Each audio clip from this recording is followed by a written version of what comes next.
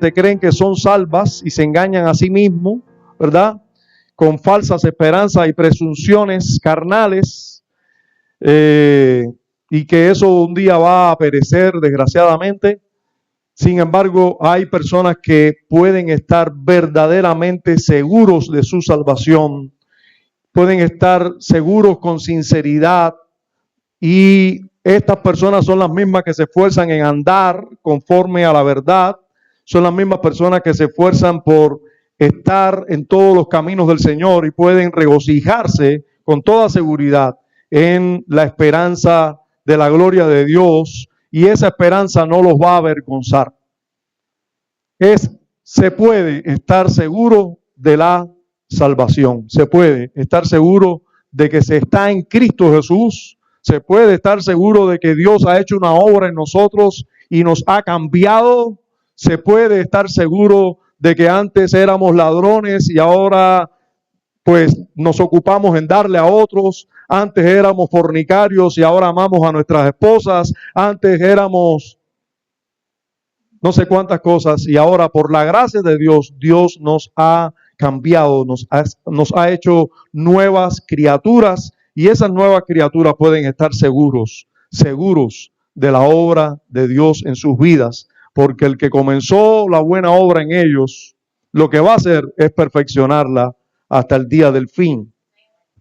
Entonces, nosotros, o muchos de nosotros, podemos estar seguros de nuestra salvación.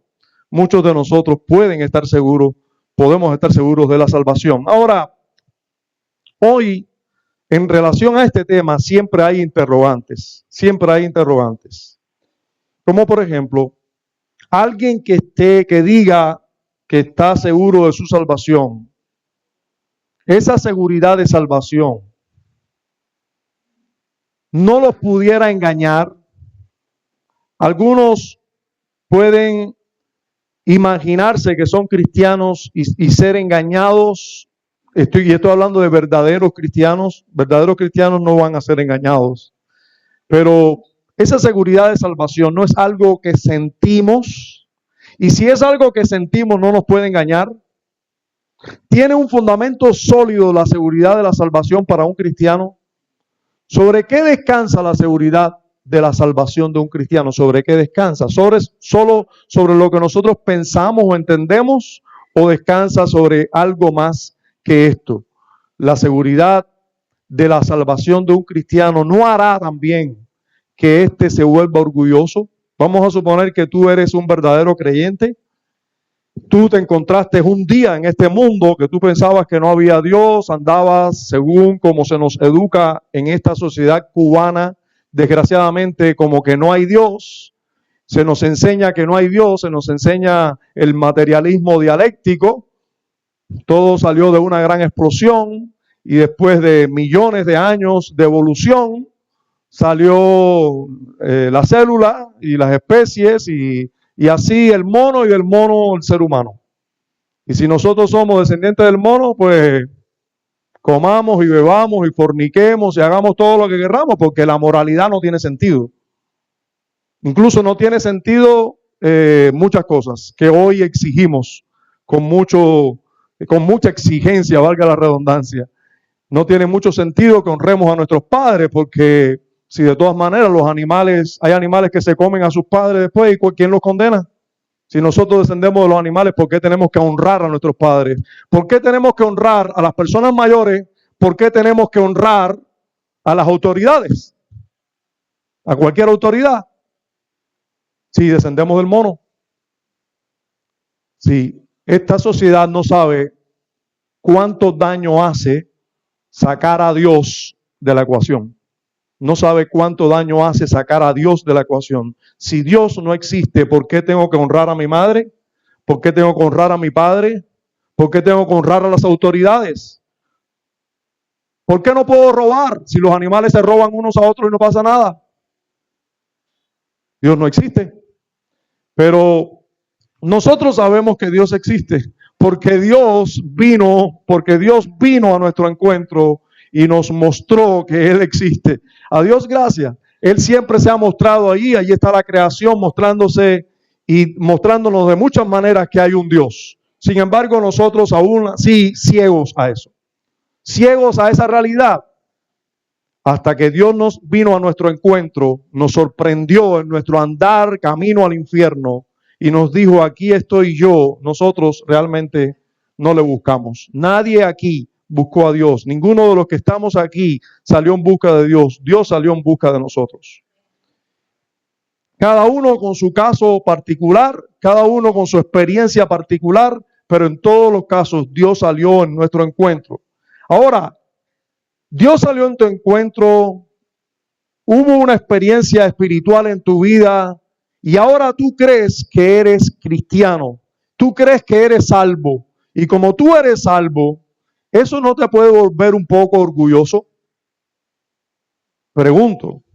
¿No puede volverte incluso irresponsable en relación a tus responsabilidades, valga la redundancia, con los medios de gracia y descuidar tu salvación y caer así en muchos pecados? No puedes descuidar el hecho de que tú estás seguro, tú eres cristiano, tú vas al cielo, estás tan seguro que te levantas en la mañana y no dependes de Dios, no oras a Dios, te levantas, por la tarde tampoco te preocupa a Dios, porque ya tú estás seguro, tú eres salvo. ¿Eso no te volverá negligente? No te volverá orgulloso y negligente al punto de decir, yo soy salvo, este no, y mira a las personas por encima del hombro? ¿Te volverá así? Bueno, vamos a ver. Vamos a ver si esto es posible o no. Suena lógico hasta aquí, ¿verdad? ¿Sí o no? Suena lógico que alguien se vuelva irresponsable y orgulloso cuando está seguro de su salvación. Suena un poco lógico. Bueno, vamos a ver si esa lógica es cierta o no. Vamos a ver esto, vamos a verlo a la luz de las Escrituras. Recuerden, sea Dios veraz y todo hombre mentiroso. Si la Biblia dice que no va a ser así, no va a ser así. Si la Biblia dice que será de otra manera, será de otra manera. Si la Biblia dice que va a ser así, va a ser así. Y nosotros vamos a demostrar prácticamente que es así. No es porque la Biblia lo dice y punto. Es que vamos a demostrar prácticamente que es así. Cuando la Biblia habla, hermano, y dice una verdad, nosotros podemos corroborar esa verdad en la práctica. No es un asunto de que nosotros creemos ciegamente en eso. La Biblia dice que Jesús resucitó entre los muertos. Usted vaya y averígualo. No hay un historiador serio en el mundo que pueda negar la resurrección de Jesucristo. Hermanos, si nosotros estamos aquí hoy, podemos estar con la certeza. Nosotros estamos hoy un día de resurrección, celebrando la resurrección de Jesús. Cada domingo cuando la iglesia se reúne está diciendo, Jesús resucitó y yo voy a celebrar esa verdad histórica. Hermanos, ¿cuántos saben que Martí existió? Todos los que estamos aquí estamos seguros, por lo menos eso nos lo enseñaron de niño, ¿verdad? Que José Martí... No nos enseñaron muchas cosas de José Martí, pero nos enseñaron por lo menos de que murió en Dos Ríos y que fue un hombre que de muchas letras, sabio, un buen político. Nos dijeron muchas cosas de Martí. Nos ocultaron otras, pero nos dijeron muchas. Ahora, nadie duda de la personalidad histórica. O sea, nadie duda de que José Martí existió. ¿Y usted sabe cómo usted puede demostrar que Martí existió? Usted lo puede demostrar históricamente. No lo puede demostrar científicamente. ¿Usted sabe por qué no puede demostrarlo científicamente? Porque usted no puede poner a Martí ahora aquí. Para demostrar científicamente tienes que hacer experimentos prácticos y tener aquí la evidencia práctica. Yo puedo demostrar científicamente que este trozo de madera de 40 centímetros no flota. Es más denso que el aire. Lo puedo demostrar científicamente. ¿Por qué? Porque tengo el trocito de madera aquí de 40 centímetros, de no sé qué peso. Es más denso que el aire. Lo dejo caer y si cae, digo que es más denso que el aire. Lo demostré.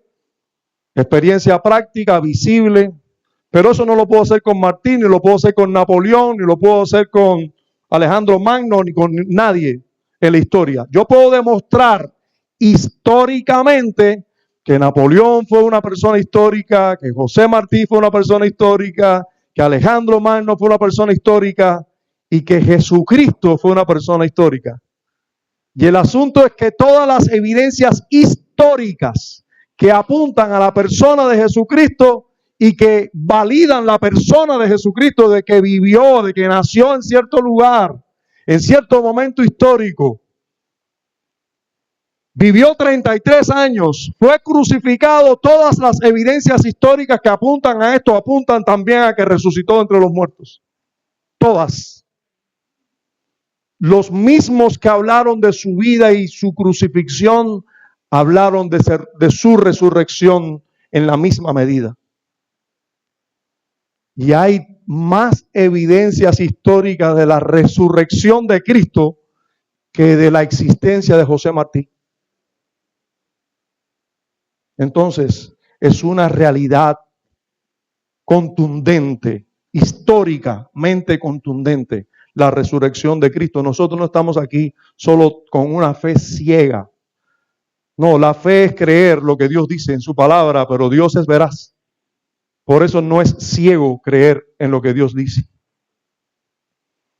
Entonces, nosotros los que creemos, podemos estar seguros y esa seguridad nos puede volver negligentes, orgullosos. Bien, de eso se trata precisamente. Lo que vamos a ver en la Biblia, lo que nos enseña la Biblia de esta verdad, pero lo que nos enseña la Biblia de esta verdad, visto o enseñado por los cristianos de siglos pasados. Y por eso es que vamos a partir de la Confesión de Fe de Londres para enseñar esta verdad. Lo que dice el segundo párrafo del capítulo 18 de este documento histórico, editado en 1689, pero que es lo mismo que creemos nosotros hoy en el siglo XXI en Cuba. Esto fue editado en Londres en 1689, pero es lo mismo que creemos hoy en Cuba y lo que creen todos los bautistas reformados en el mundo entero. Dice así, y creemos que es lo que la Biblia enseña sobre este tema, solo que está resumido en este párrafo por maestros cristianos de siglos pasados. Dice así el segundo párrafo, y ustedes lo van a tener, los que no tienen una confesión, lo van a tener aquí escrito. Dice así: esta certeza de la gracia y la salvación no es un mero convencimiento conjetural y probable basado en una esperanza falible. Yo espero que usted entienda las palabras que aquí se dicen, aunque no sean palabras muy usadas por el español contemporáneo. Lo que está diciendo es que el tener seguridad, certeza, la certeza de la gracia y la salvación. Fíjense, hermano, que el uso que usan los autores de la confesión de palabras es muy importante. Cada palabra que ellos usan es muy importante, porque si una persona está segura de algo, no está segura de que cree en el Señor Jesucristo, no, está segura de la gracia de Dios y la salvación de Dios en él. No es que estoy seguro que creo, yo estoy seguro que sí soy salvo, no, yo estoy seguro que Dios por su gracia me ha salvado y que Dios me ha acogido para él. Es su gracia, fíjense como dice, la certeza de la gracia y la salvación. No es un mero convencimiento conjetural, o sea, no es una conjetura, no es que yo me he creído cosas.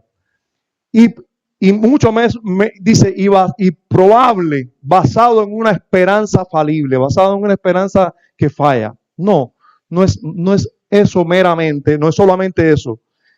Y dice que qué cosa sí es, sino una seguridad infalible, o sea, una seguridad que no falla.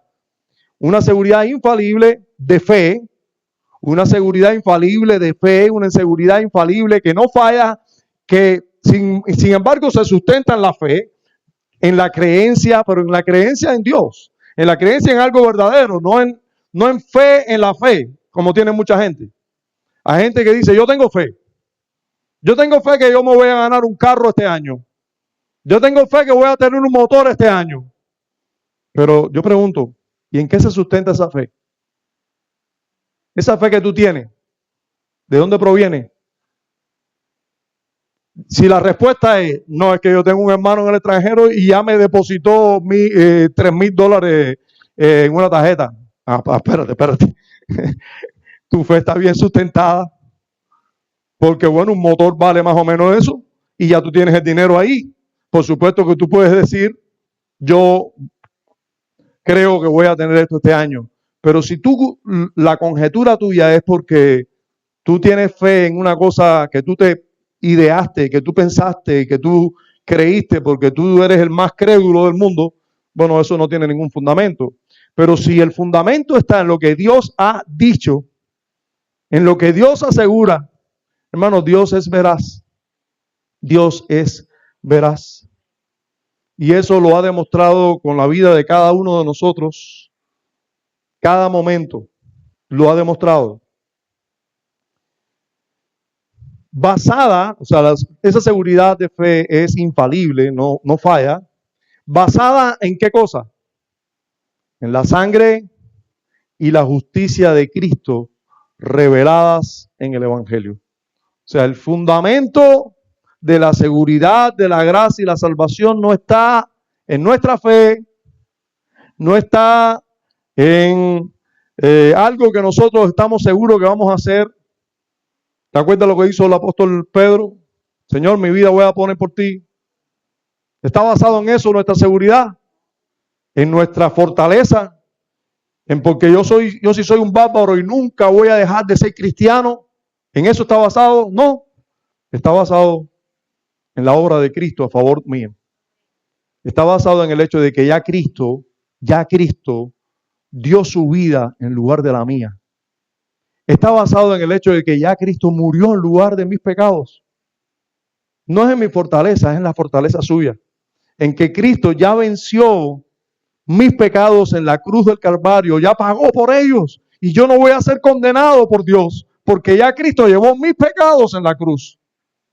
Entonces en eso está basado, en la sangre de Cristo y en la justicia de Cristo. Está basado en el hecho de que Cristo en mi lugar vivió una vida justa. Todos los que dan testimonio de Jesucristo, incluso los incrédulos. ¿Usted sabe que hubo incrédulos que hablaron de Jesucristo? Josefo fue un historiador judío que contemporáneo con los apóstoles. Y Flavio Josefo habló de Jesucristo como una persona intachable, un maestro judío que nadie podía señalar, nadie lo podía señalar. Bueno, eso mismo nos dicen los evangelios. Jesús fue sin pecado, tentado en todo, pero sin pecado. La justicia de Cristo es la que es puesta a la cuenta mía. Así lo dice la Biblia. Él llevó mis pecados y Él me entrega su justicia. Yo he sido justificado, declarado justo delante de Dios, no por mis méritos, sino por los méritos del mismo Señor Jesucristo. Entonces, mi seguridad descansa en quién?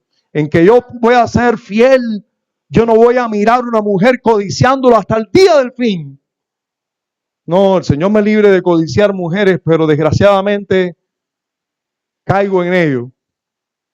Ya sea un segundo, ya sea una milésima de segundo, o ya sea 3 segundos, 5, cuando desgraciadamente dejo que esto ocurra más tiempo. Pero es que no depende de eso, mi seguridad. Mi seguridad depende de la justicia perfecta de Cristo. De eso depende mi seguridad. De la justicia perfecta de Cristo delante de Dios. Y esa sí fue perfecta. Y eso fue revelado todo en las buenas noticias del Evangelio. Ahora, basada también, fíjense que estamos viendo la base de la seguridad de salvación. Primero en la sangre y la justicia de Cristo. Basada también en la evidencia interna de aquellas virtudes del Espíritu a las que se hacen promesas. Hay virtudes internas del Espíritu a las que se hacen promesas. Hermanos y amigos, el Espíritu de Dios es una persona real, habita realmente en el cristiano y eso no es algo difícil de demostrar. Porque si es el Espíritu de Dios el que habita en la persona, esto no es muy difícil de demostrar. Imagínense si una persona está endemoniada de un demonio y eso es fácil de demostrar. La persona evidencia con sus acciones que está poseída por un demonio. Bueno, una persona en que habita el Espíritu Santo, indudablemente va a dar evidencias de que en ella mora el Espíritu Santo. Y da evidencias externas, pero hay evidencias internas de eso también. Hay evidencias internas. Si las personas de afuera ven eso, ¿cuánto más lo tiene que percibir alguien en el cual el Espíritu Santo habita constantemente? ¿Cómo no se va a dar cuenta? ¿Cómo no se va a dar cuenta una persona donde habita el Espíritu Santo que el Espíritu Santo está ahí? ¿Hay alguien acomodando a las personas que vienen? Giovanni estaba por ahí, pero no lo veo ahora. ¿Dónde está Giovanni? Ah, está aquí. Bueno, déjeme decir, Giovanni, esta puerta está abierta, se puede entrar por aquí también. O sea, si viene alguien y quieres acomodarlo aquí, aunque aquí no cabe nadie. Entonces, nosotros tenemos que saber que el Espíritu de Dios da testimonio, dice, aquellas virtudes del Espíritu a las que se hacen promesas, y en el testimonio del Espíritu de adopción que testifica a nuestro espíritu que somos hijos de Dios. O sea, la presencia del Espíritu Santo en nosotros tiene muchas promesas. Si el Espíritu de Dios está en ti, tú eres hijo de Dios. Ahí está la seguridad de la salvación. El Espíritu de Dios está en ti. Las arras de nuestra herencia están ahí. Hay promesas para eso. Pero además, el Espíritu Santo es el Espíritu del Hijo, de adopción. Todos los que hemos sido comprados por precio, tenemos el Espíritu de Dios y tenemos el Espíritu de la adopción. Y como fruto de ello, mantiene el corazón humilde y también santo. Es interesante. Miren lo que dicen los autores de la confesión ya. Dice que todo esto mantiene como el espíritu o a la persona. Dice, mantiene el corazón como humilde y santo. Y está hablando de la seguridad. Esa seguridad infalible. Esa seguridad infalible mantiene el corazón humilde y santo. Así que nada de orgullo. O sea, por lo menos eso dicen los autores de la confesión. Vamos a ver qué dice la Biblia. ¿No? Vamos a ver qué dice la Biblia. Hasta aquí hemos leído palabras de hombres. Yo sé, o todo lo que hemos leído en las Escrituras, o estamos empapados de la verdad de Dios en su palabra, sabemos que esto no solamente lo dice el hombre, porque de hecho esas palabras, aunque son humanas, están llenas de palabra de Dios también. Usa incluso los mismos términos de la Escritura. No obstante, vamos a ver lo que dice la Biblia y explícitamente la Biblia, ¿no? Claramente la Biblia, y vamos a ver que estas verdades, así como lo confiesa esta iglesia, estas son las verdades que enseña la Biblia, y por eso nosotros decimos amén a este párrafo, no porque digamos amén a lo que dicen los hombres, sino porque sabemos que estos hombres están diciendo lo que dice la Biblia. Bien, pero vamos a ver allí, vamos a verlo por parte. Primero, los autores de la confesión lo que hacen es expresar que hay un fundamento firme para la seguridad de salvación, pero lo dicen de manera negativa. O sea, ellos dicen, no es un mero convencimiento conjetural y probable basado en una esperanza falible, ¿verdad? No es eso. Ellos lo expresan positivamente y dicen, es una seguridad infalible de fe. Es una seguridad infalible de fe. Y vamos a ver por qué lo pueden decir. Bien, vamos a algunos textos de la Escritura. Vamos a comenzar por Romanos 5. Romanos 5. Recuerden, ¿quién está escribiendo en Romanos 5? A ver, ¿quién está escribiendo en Romanos 5? El apóstol Pablo. ¿A quién le está escribiendo el apóstol Pablo en Romanos 5? A la iglesia, ¿verdad? Una iglesia que se congregaba en Roma. Por eso ese libro se llama Romanos. Por eso ese libro se llama Romanos. Bien, entonces, esta carta a los romanos, si pudieran ayudar ahí a este matrimonio que nos visita. El oficial está aquí con nosotros hoy, uno del oficial que estuvo a cargo de la investigación del robo que hubo aquí. Damos gracias a Dios porque nos está visitando hoy. y parece que viene con su esposa y su niño. Así que a Dios gracias por eso. Pero él necesita ayuda con la Biblia ahí, alguien que lo ayude, por favor, Joby. Entonces, tenemos que en Romanos capítulo 5, versículo 2 y versículo 5, encontramos esta declaración. Por quien también tenemos entrada por la fe a esta gracia, en la cual estamos firmes y nos gloriamos en la esperanza de la gloria de Dios. Y la esperanza no avergüenza, porque el amor de Dios ha sido derramado en nuestros corazones por el Espíritu Santo que nos fue dado. Ahora, noten esto. El apóstol Pablo dice que también tenemos entrada por la fe a esta gracia en la cual estamos firmes. Estamos firmes. O sea, el apóstol Pablo dice, yo estoy firme de que he entrado en esa gracia y ustedes deberían estar firmes. Si han entrado en esa gracia, estamos firmes. O sea, no es una cosa que estamos, pero no sabemos hasta qué punto vamos a estar o hasta qué punto podremos estar aquí en esta gracia. ¿Hasta cuándo?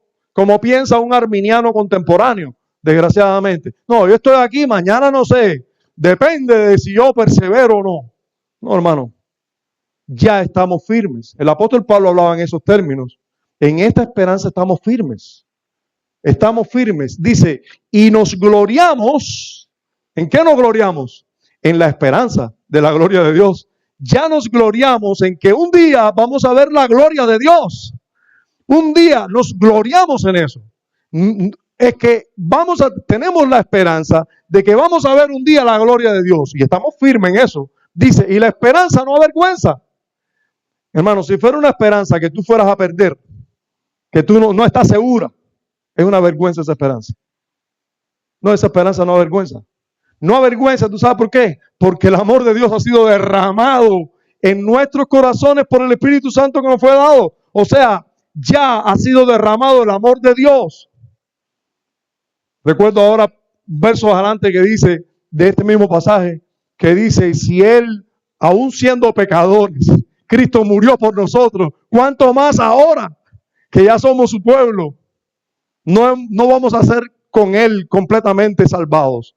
Entonces, esa es la verdad de Dios, hermano. Podemos estar firmes, estamos firmes y nos gloriamos en esa esperanza de la gloria de Dios.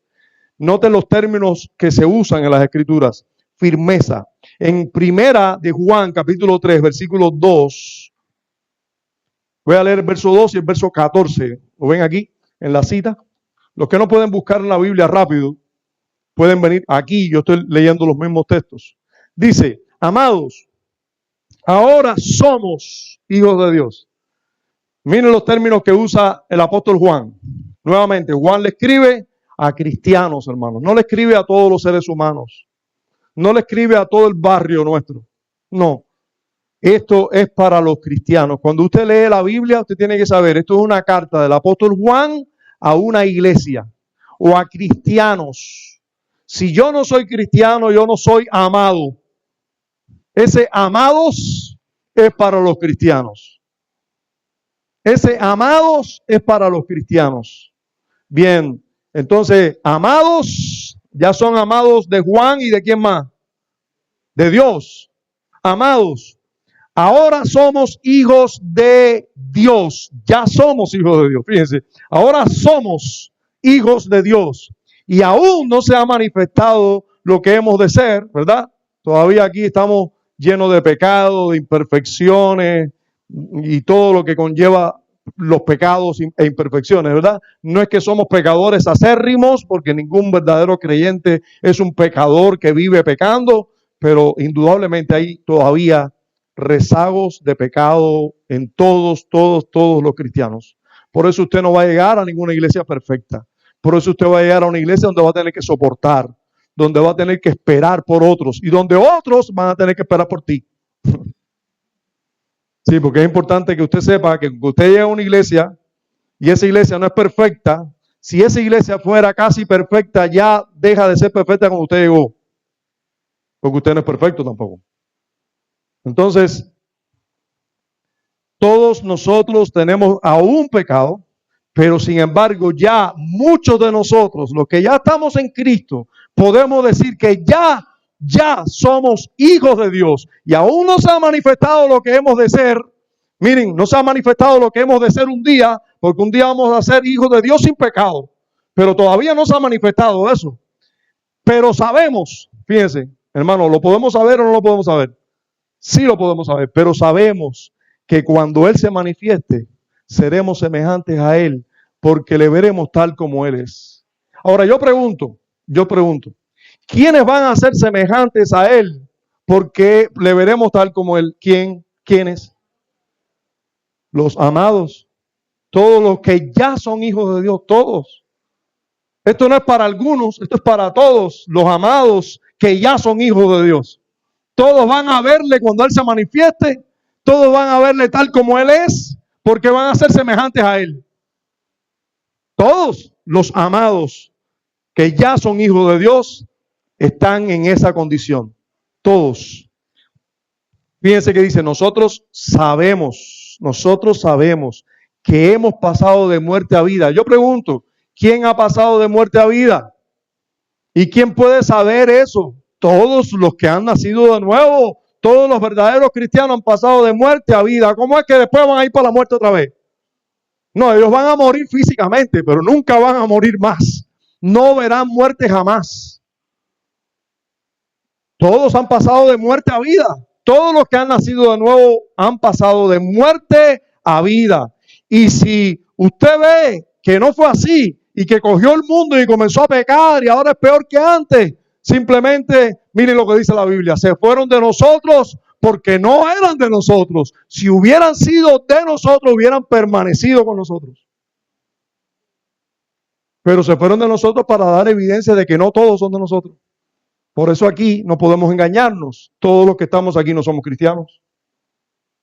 Somos seres humanos igual, nos vemos igual, nos vestimos igual, parecemos lo mismo todos, pero no todos somos iguales. Eso es una realidad. Yo recuerdo cuando yo estaba en la universidad, que Dios puso una Biblia en mi mano, una de esas chiquiticas, que son un Nuevo Testamento y proverbios detrás. Y yo leía esa, no era mía, era de un compañero de cuarto. Pero ya Dios había hecho algunas cosas en mi casa. Mi mamá se había convertido, un primo mío parece que se había convertido y era una persona, era un desastre. Además de idólatra y era un demonio andante. Era una persona pero problemático al extremo. Era una persona que tomaba y luego le daba golpes a la mujer, se fajaba con todo el mundo. Era horrible, era un demonio andante. Y de buena primera ese muchacho, un cambio total. Y yo dije, ¿qué pasó ahí? Y entonces él decía que era Dios. Entonces yo veía claramente que había ocurrido un cambio. Mi mamá siempre fue de la velita San Lázaro y hasta de sayita de saco los miércoles, porque mi hermana pierde un niño y se encuentra una señora por la calle y le dice, señora, usted le debe una promesa a San Lázaro. Usted sabe, usted le pasó algo terrible hace poco. Imagínate, mi mamá había perdido un nieto. Usted le debe una promesa a San Lázaro. A partir de ahí, mi mamá todos los miércoles sale a saco. Pero mi mamá poco se vuelve loca. Y mi hermana también, con su promesa a San Lázaro. Porque todos estos demonios prometen muchas cosas, pero lo que te roban es muchísimo más. Y entonces su cabeza por poco la pierde. Ella sentía después, cuando mi mamá tuvo otra niña, sentía todas las noches que esa niña, que mi hermana estaba llorando porque se había muerto esa otra niña también. Hasta que llega el evangelio a mi casa, mi mamá comienza a descansar, a amar a Dios, visitar la iglesia. Y mi mamá nunca me predicó, pero estoy seguro que a Dios le habló mucho de mí, porque así de la nada yo comencé a tener interés por la Biblia y comencé a leer la Biblia. Pero yo recuerdo que yo entendía la Biblia, leía la Biblia y me gustaba leer la Biblia, pero yo era un pecador acérrimo. Yo no podía salir del pecado que me tenía atado. Y habían creyentes que me decían, pero yo tenía algunos debates a veces porque ya sabía. Y usted sabe, todos nosotros somos unos orgullosos todos y nos gusta cuando sabemos algo debatir. Y ahí yo estaba debatiendo y algunos, después que se sumaban algunos, se separaban los impíos de los creyentes. Y yo me separaba para allá. Y algunos que entraban al debate me decían, pero tú no eres cristiano. Yo no soy cristiano. Yo soy un impío. Y voy directo al infierno. O sea, por conocer la Biblia, ganar debates teológicos, eso no te hace cristiano. Cualquiera podía pensar que yo era cristiano en ese tiempo. Pero hasta que Dios no me sacó de allí con mano poderosa, yo no fui libre del pecado y los méritos de Cristo no vinieron a ser reales a mi vida y yo no fui salvo verdaderamente. Pero una vez que yo soy salvo, puedo saber que he pasado de muerte a vida. He pasado de muerte a vida. Ahora Dios me va a mandar para la muerte otra vez. No, yo sé que he pasado de muerte a vida. Y lo sé porque amo a mis hermanos, entre otras cosas. Y lo sabemos porque amamos a los hermanos. El que no ama a su hermano permanece en muerte.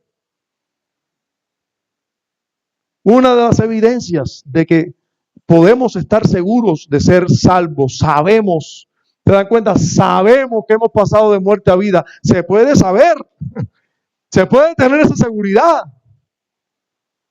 Ahora yo puedo entender que alguno no esté seguro y que no sepa, porque si usted no ama a su hermano, mejor que no esté seguro de nada. Si usted no se da cuenta que ahora usted tiene una familia en Cristo y que ese es su hermano en Cristo, independientemente de que tenga una familia física que Dios te ha concedido, que Dios te ha dado, ámala también, pero Dios te ha dado una familia espiritual y tu hermano es tu hermano y que tú deberías estar dispuesto a hacer por él lo que tengas que hacer. Eso debería ser una realidad en tu vida y si no lo es, bueno, revísate y no te pongas en este listado y sabemos que hemos pasado de muerte a vida. No te pongas ahí. Juan también dice en el capítulo 5 de su carta, primera de Juan 5, 13 y 19 al 20 dice, estas cosas os he escrito a vosotros, miren ustedes los términos que habla Juan, que creéis en el nombre del Hijo de Dios. Yo pregunto, ¿a quién le está escribiendo? A los que creen en el Hijo de Dios. Fíjense, hermano, esto parece una declaración simplista. ¿Cuántas personas hay por ahí que creen en el Hijo de Dios y no son cristianos? ¿Cuántas personas no dicen por ahí, no, yo creo en Jesucristo? Tienen incluso hasta un crucifijo aquí. Con Cristo ahí crucificado y todo. O sin Cristo. No vamos a ponerlo tan evangélico, vaya. Como quiera, pero creen. Ellos dicen que creen. Pero hermano, primero, creer en el Señor Jesucristo. Niños, esto tiene que ver con la clase que le vamos a dar en la tarde a ustedes. Esto tiene que ver con la clase de la tarde. Creer en el Señor Jesucristo no es solo decir yo creo o pensar que Él existió. No, creer en el Señor Jesucristo es entender que Cristo es el Salvador del mundo y que Él vino a salvar al mundo porque el mundo estaba perdido sin Él. Creer en el Señor Jesucristo es creer que después de esta vida que nosotros tenemos aquí, nuestra alma vive para siempre. O sea, nuestra alma existe para siempre. Nuestra alma es eterna. Nuestra alma no perece. Y si nuestra alma no perece, y Jesús dice verdad, Él dijo que teníamos que temer, no al que te mete una puñalada y te mata, sino al que luego echa el alma al infierno. Creer en el Señor Jesucristo es creer que nuestra alma está en peligro y solo Cristo puede salvarla. Creer en el Señor Jesucristo es creer que Él es el enviado de Dios para salvarnos a nosotros. Creer en el Señor Jesucristo es creer que nuestra vida depende de Cristo. Creer en el Señor Jesucristo es creer que la obra de Cristo es la única que me puede salvar. Creer en el Señor Jesucristo es creer que solo la justicia de Cristo la muerte de Cristo y la resurrección de Cristo es mi salvación. Eso es creer en Jesucristo. No es creer en Jesucristo nada más. Es creer todo esto. Todo eso está implícito en esa frase. Estas cosas os escribo a vosotros que creéis en el Hijo de Dios. Todas esas cosas están implícitas. Creo que muchas más. Solo que por cuestión de tiempo no puedo seguir diciendo. Y además que no las entiendo todas. Dice, para que sepáis que tenéis vida eterna. ¿Cómo es eso? A ver. Miren ustedes. Aquí está el anciano Juan. ¿Qué edad tenía Juan más o menos en este tiempo? Los que saben. Bueno, se cree que 90 años. O un poco más quizás. Quizás un poco más. Juan fue el discípulo, probablemente de los discípulos del Señor el más joven. Cuando el Señor lo llamó a ser su discípulo, se cree que haya sido uno de los más jóvenes. Pero fue el único que murió de muerte natural. El único que no fue o decapitado, o crucificado, boca abajo, o martirizado de alguna manera. A todos los discípulos del Señor fueron martirizados por el imperio romano o por los judíos. Fueron martirizados. El único que sobrevivió y que murió de muerte natural fue el apóstol Juan. Ya siendo un anciano, después de haber servido a su Dios por muchos años, él dice, Andrei, ¿tú estás seguro de tu salvación? Déjame decirte una cosa. Quiero decirte, Andrei, que tú eres un hijo de Dios. Y te digo esto para que sepas que tienes vida eterna. Ahí viene un pastor joven, está el anciano Juan, diciéndole eso a Andrei, y viene de visita el apóstol Juan a nuestra iglesia y empieza a decirle, tienes vida eterna, Sila, tú ya tienes vida eterna, no es que la vas a tener, es que ya la tienes. Y entonces el pastor joven le dice, hey, Juan, no le digas a los cristianos que tienen vida eterna ya, porque se pueden dormir. Pueden después vivir muy orgullosos. Pueden vivir confiados y después no oran. Después no ayunan. Hey, jovencito. Si tú eres salvo, ya tienes vida eterna. Y te lo digo para que lo sepas. Te lo digo para que sepas que ya tienes vida eterna. Estas cosas te las escribo para que sepáis que tenéis vida eterna. Ya lo tienes, no es que la vas a tener, es que ya la tienes. Pero anciano, ahí está el pastor, pero anciano, pero usted no cree que si él sabe que ya tiene vida eterna, se puede descuidar su salvación. Hey, jovencito, ningún verdadero cristiano descuida su salvación. Ningún verdadero cristiano va a relajarse. ¿Sabes por qué? Porque el Espíritu de Dios que está en él lo va a cuidar celosamente. Porque Cristo está intercediendo por él a la diestra del Padre. Porque Dios lo escogió antes de la fundación del mundo. Y porque el Espíritu Santo lo va a contristar, lo va a reprender. Dios lo va a disciplinar cuando saque la patica, e incluso cuando no ore. Usted tranquilito. Él necesita saber que ya tiene vida eterna. Y usted descanse en eso también.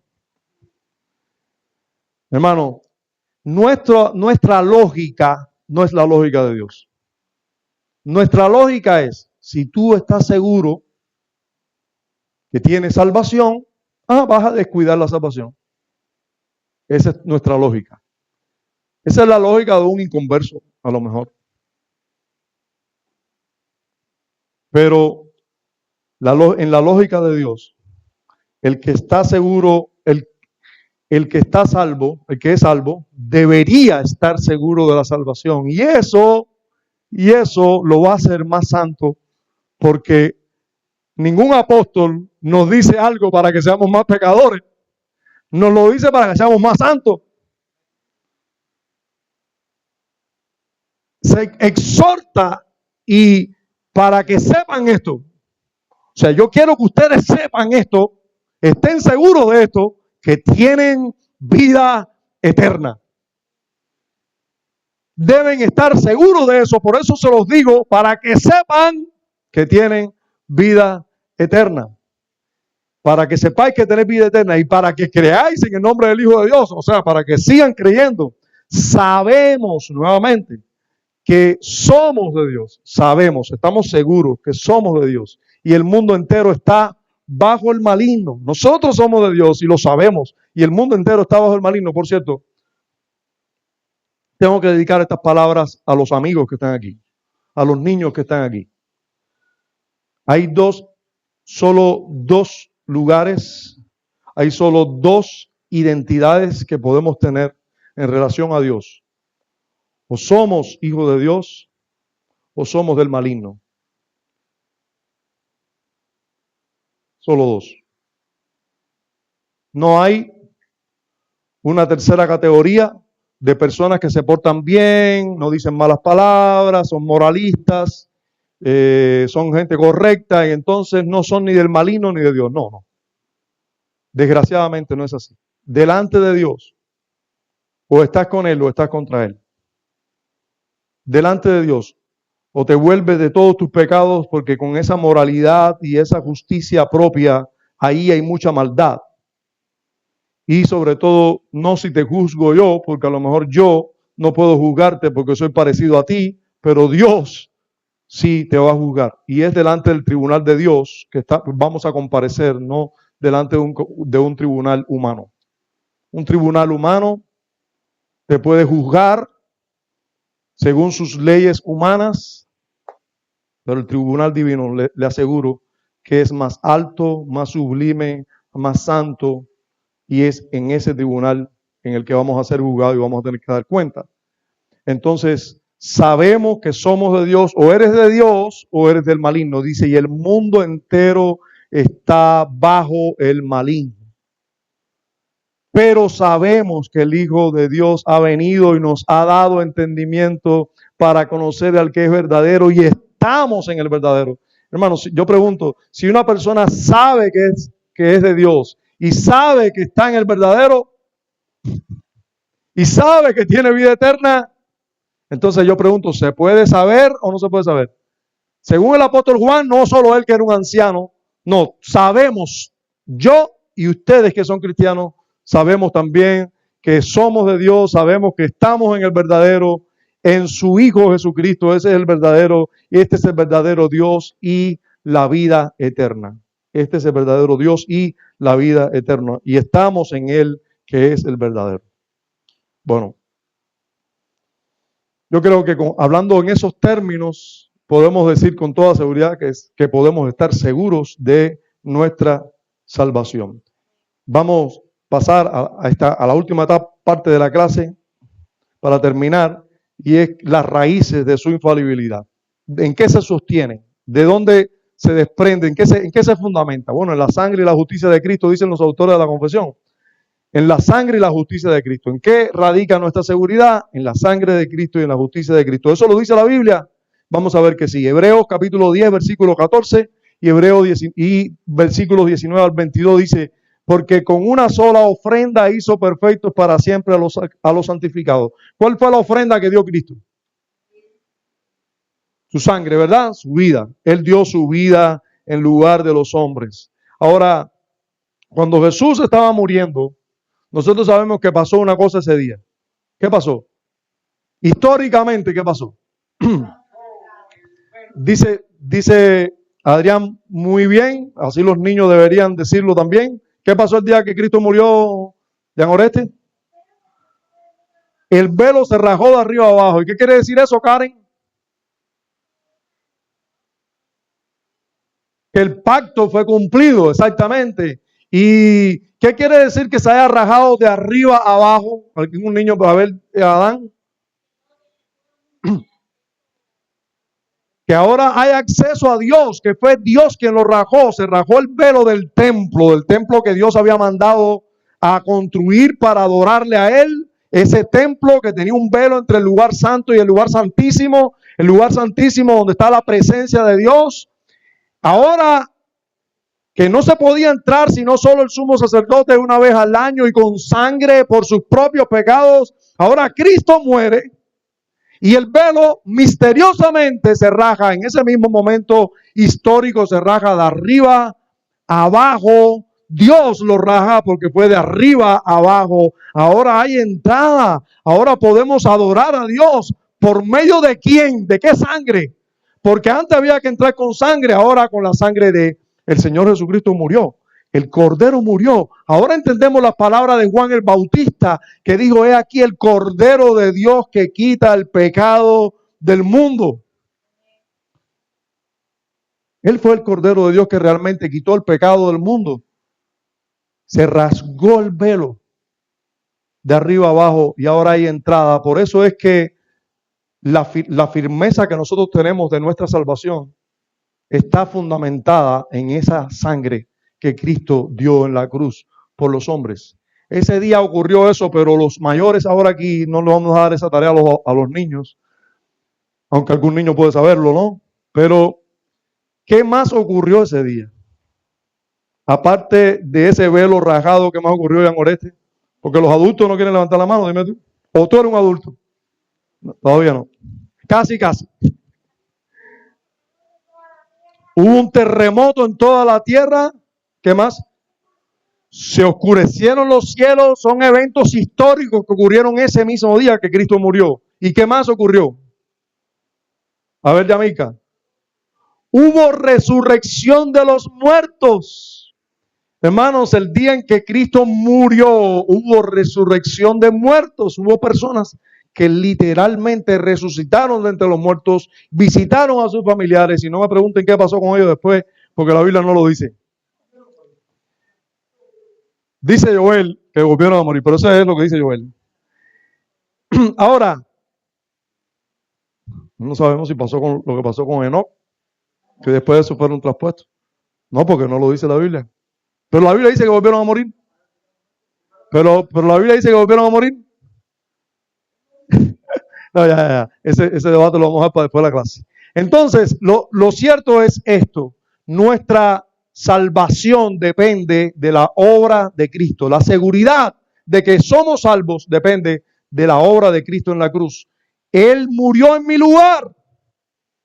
Él llevó mis pecados. Yo puedo entrar a Dios porque Él murió en mi lugar. Él fue hombre igual que yo, pero también fue divino. Pudo morir en lugar mío y en lugar de todos nosotros y en lugar de millones, porque fue Dios quien estaba muriendo ahí también. Si hubiera sido un hombre, hubiera podido morir por un hombre nada más. Pero Él no solo era un hombre, era Dios.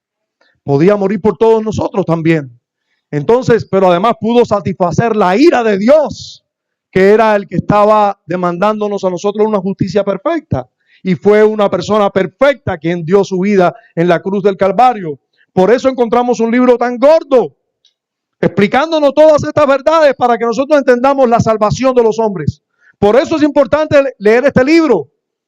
Es importante estudiar derecho, estudiar, química, bioquímica, matemáticas, es importante. Pero este libro es muy importante estudiarlo también.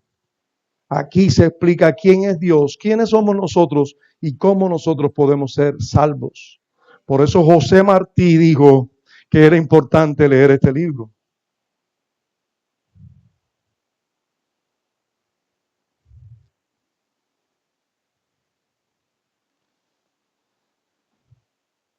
Hizo perfectos. Por eso es que yo estoy seguro. Porque Cristo me hizo perfectos. Hizo perfectos para siempre a los santificados. Usted está viendo la palabra, perfectos para siempre a los santificados. Usted ha hablado con alguien, con uno que se dice cristiano y ha entrado en el debate de la salvación con él. ¿Se pierde o no se pierde la salvación? ¿Se pierde la salvación o no se pierde? Basta ese verso. No hace falta más ninguno. La Biblia no dice en ningún lado, la salvación no se pierde. Pero es que dice tantas cosas que nos hacen asegurar que la salvación del que es salvo no se pierde. Mira aquí, con una sola ofrenda hizo perfectos para siempre a los santificados. Ahora, lo único que hay que estar seguro es que tú eres un santificado. Si tú eres un santificado, tú eres perfecto para siempre, porque Cristo te hizo perfecto para siempre con su ofrenda. Él dio su vida en lugar de aquellos por los cuales Él vino a morir. Esos son hechos perfectos para siempre. Yo pregunto, si alguien está en Jesucristo, ¿no puede estar seguro de su salvación? Claro, Cristo me hizo perfecto para siempre con una sola ofrenda, la ofrenda de su vida. ¿En qué descansa mi salvación? No en que yo voy a ser santo hasta el último día y me voy a morir amando a mi esposa, disciplinando a mis hijos, nunca diciendo mentiras, nunca robándole nada a nadie. No es que yo no me voy a salvar así. Yo soy salvo por la justicia perfecta de Cristo, que Dios la aceptó como una ofrenda perfecta, porque Él me hizo, el día que Él murió, Él me hizo a mí perfecto para siempre delante del Padre.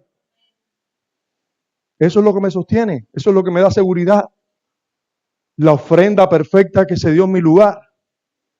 Eso es lo que me da seguridad. Así que hermanos, a los hermanos, no a los primos, no a los sobrinos, a los hermanos, a los que son verdaderos cristianos.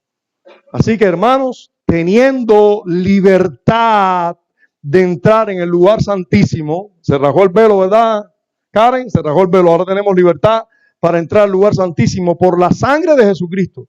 Solo por la sangre de Jesucristo tenemos libertad para entrar al lugar santísimo. Entonces, ¿los cristianos pueden estar seguros o no? Tenemos la libertad de entrar al lugar santísimo por la sangre de Cristo.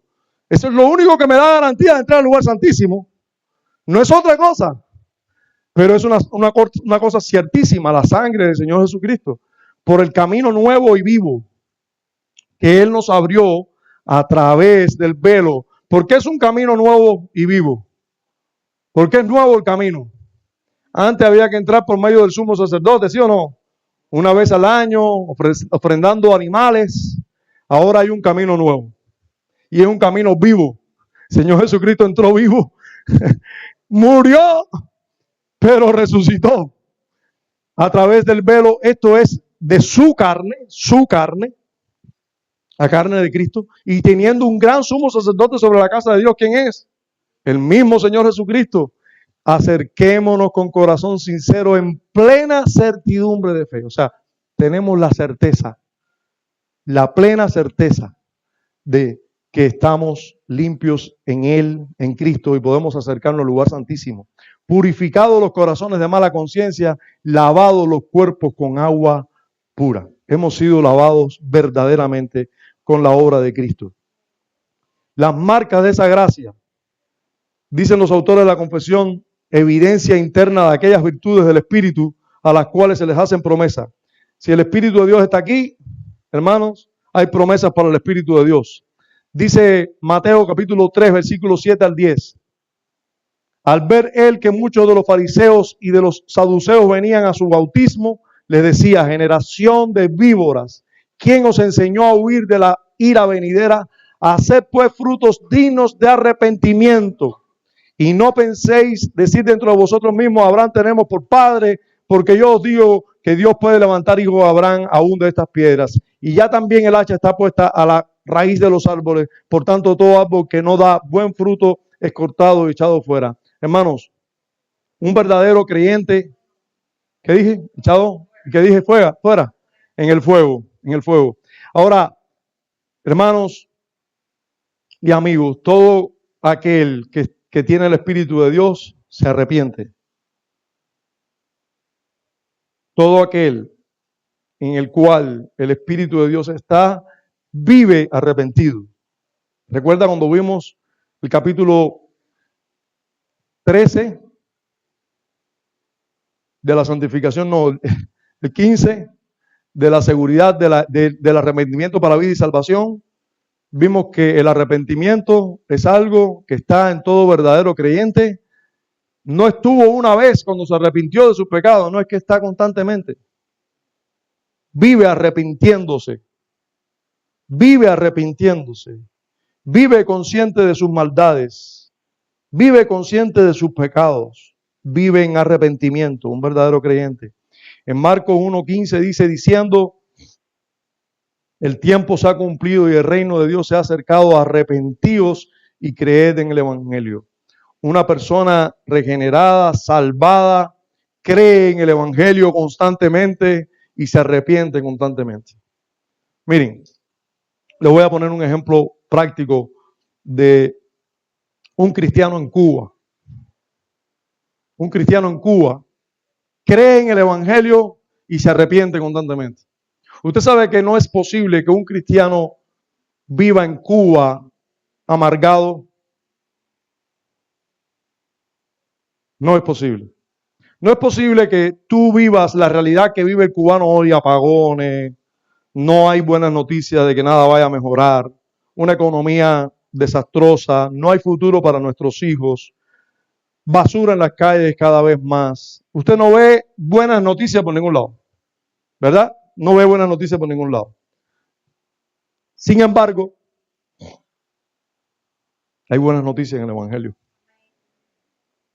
Sin embargo, lo peor de tu alrededor, de un basurero en la esquina, de falta de comida o falta de presupuesto de que tú puedas ir para comprar comida, peor que un sistema social que no garantiza una prosperidad económica ni garantiza un futuro para tus hijos, peor que un sistema político en el que le meten dioses falsos por la cabeza a nuestros hijos en las escuelas y que sacan al Dios verdadero de las escuelas. Peor que todo eso es tus pecados. Tus pecados. Y fueron llevados en la cruz por Cristo. Por lo tanto, tú puedes vivir gozoso en cualquier lugar del mundo. Y un verdadero creyente cree en el evangelio todos los días de su vida. Está arrepentido de su maldad todos los días de su vida. Y si ve un basurero, dice, qué desastre de sociedad. Pero también dice, ¿qué puedo hacer para quitar ese basurero de ahí? También lo dice. Porque la mayor maldad que hay, lo peor que hay en el mundo, no es lo que está a su alrededor, es lo que está dentro de él. Sin embargo, Cristo lo llevó en la cruz. La virtud de guardar sus mandamientos, eso sí a un verdadero creyente. En 1 Juan 2:3, Adrián, me pasas la diapositiva, disculpa, yo sé que estás en todo ahí. 1 Juan 2:3 dice, y en esto sabemos que nosotros le conocemos y guardamos sus mandamientos. Si tú quieres tener seguridad de salvación, mira tu vida en relación a la obediencia. Si tú puedes guardar los mandamientos de Dios, si no te es muy fatigoso guardar los mandamientos de Dios, si no te es imposible guardar los mandamientos de Dios, si tú los haces con gozo, si tú los obedeces con gozo, eso habla bien y tú puedes saber que le conoces, porque guarda sus mandamientos. Y por último, hermanos, el testimonio del Espíritu, que les decía que no es algo conjetural, es una realidad. O sea, el Espíritu de Dios es el Espíritu de Dios, es poderoso. Y si Él está en ti, Él pues Él se va a hacer sentir en ti, va a ser visible en ti, va a ser visible externamente y va a ser visible internamente. En Romanos capítulo 8, versos 15 y 16 encontramos esa declaración. Pues no habéis recibido el espíritu de esclavitud para estar otra vez en temor, sino que habéis recibido el espíritu de adopción por el cual clamamos Abba, Padre. El espíritu mismo da testimonio a nuestro espíritu de que somos hijos de Dios. Yo pregunto, si una persona está aquí y ha sido salvada, Dios le ha dado su espíritu. Imagínense que nunca perciba que el espíritu de Dios está en él. Eso es Bueno, si una persona está aquí y no es creyente y oye eso, dice, no, eso no puede ser. No puede ser que una persona tenga a Dios dentro y no lo perciba. No se dé cuenta de eso. Yo les digo a ustedes cuando comenzamos a estudiar este capítulo que yo no puedo negar que soy cristiano. Porque negar que soy cristiano es negar la verdad, es negar la evidencia interna del Espíritu gritándome que yo no soy el mismo. Déjame hacer una declaración peligrosa aquí. Mira, Marco, ¿cómo hace así? Cuidado con las declaraciones peligrosas. Digo que es una declaración peligrosa, pero estoy seguro de que no es una experiencia personal solamente. Usted sabe que yo he estado en tanta maldad en mi vida como cristiano, ya siendo cristiano, que me he resuelto en mi carne hacer lo que yo hacía antes de ser cristiano.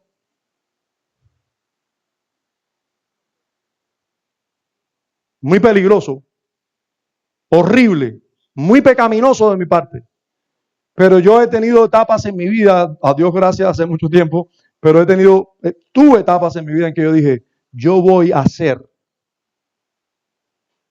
lo que yo soy. Yo me decía a mí mismo, pero si yo no era así, me he vuelto mongólico, ¿por qué no me gusta bailar? ¿Por qué no me gusta estar con otras muchachas? ¿Por qué?